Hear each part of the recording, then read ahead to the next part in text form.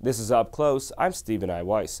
Despite the freedom to do almost anything one wants with one's life in America today, many of us feel boxed in or shamed for the choices we make. This is especially so for women. In this week's episode, we share two narratives of unconventional choices, what drives them, and the fallout from them. So many of us think of having children as simply the normal course of life, but some, of course, choose not to do so. Meghan Daum and Jeanne are the editor of and a contributor to an anthology about that choice, Selfish, Shallow, and Self-Absorbed, 16 writers on the decision not to have kids. And then, when her husband told her he wouldn't have a child with her, Rinaldi chose to have a series of lovers instead.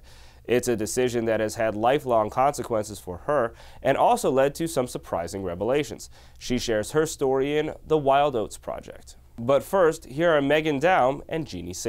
All right, so selfish, shallow, and self-absorbed. There are certain assumptions, or there's a certain literature that's out there that says these things, right? And a lot of people say not reading a lot of women's magazines and not necessarily being on top of kind of more gossipy thing. I don't really see that kind of character criticism, but it's really out there. It really, really is. Haven't you seen it? Yeah, no, it's absolutely out there. And one of the reasons I really wanted to put this project together and wanted to do so for a very long time is I wanted to reframe the discussion around choosing not to have children. I mean, for so long and for so often it's who's more selfish, people who choose not to have children, and then on the other hand, like people, you know, who've made that choice accuse parents of being selfish and you know, throw around words like breeders and brats. And to me, that's just not useful, and it actually undermines the seriousness of the choice. And the conversation should really be about the ways in which parents and non-parents are partners in a healthy society and in their communities. So, and there's also room for different kinds of lives and different kinds of choices. And it's something I think very important. One of the wonderful things about this book is that Meghan found some men to interview. And because this has always been framed as a women's issue, which, you know, it does take two, and fathers are every bit as important as mothers, as we know. So that's one of the really unique things about this. And this idea, I think, is even missing from a large part of our culture, that parenthood is a choice, right? Absolutely. That there is not really enough talk about why are you choosing to have children? Why are you choosing to have them now? How are you choosing to raise them? As part of the larger discussion around parenthood. And I have a lot of women who are struggling about the decision. That never comes up. If a woman comes and says she wants to have a child, then we say, oh, congratulations. That's what we say, congratulations. But if a woman says, I don't want to have a child, you think, well, have you really considered this? Right. This is you know, something you how are need you to going to work on. feel later? And I feel that this is a certain kind of discrimination because this should be looked at whatever choice you make. In the community that I'm very familiar with, which is the affiliated Jewish community, which as much as I might report on other communities, that's the one where I live. The men who don't have kids are often seen as schmendricks. Yeah, I think there's a stigma on both sides. I mean, it's tempting to say that men get off easy in this. I think that a lot of men get accused of, you know, having a protracted adolescence, just being lazy. Yes. I mean, there are all these... No way to grow up, right, Peter Pan. And you know, and again, a lot of the problem is that the people who have chosen not to have children, for some reason, often find it easier to kind of make a joke or a punchline and say like, oh, well, I forgot to have kids, or the T-shirt, I can't believe I left it. Right, I'd rather hit the snooze button. And what fascinates me is why it is such a taboo to just say, well, it actually wasn't for me. I actually wanted to have a different kind of life. And now, digging deeply into the Wild Oats Project with Rinaldi. So what you've done here towards this book is you, for a year, had an open marriage where your husband said he didn't want to have kids and got a vasectomy, and you said, well, if I can't have kids, I'm going to have an open marriage.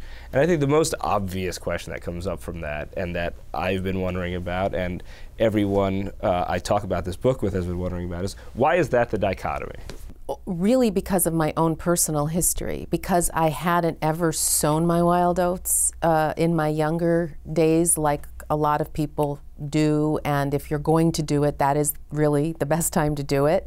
But because I had been so conservative and cautious, I ended up in my early 40s not just hitting midlife with some midlife issues and, you know, midlife introspection going on, and then also having this marital crisis, but then looking back and realizing, wow, I'm not going to have children, and where am I going to be on my deathbed? And in my mind, for whatever reason, and I have some ideas about what the reasons are, even though I was a very happy career woman and had a lot of good things in my life, very lucky in many ways, I felt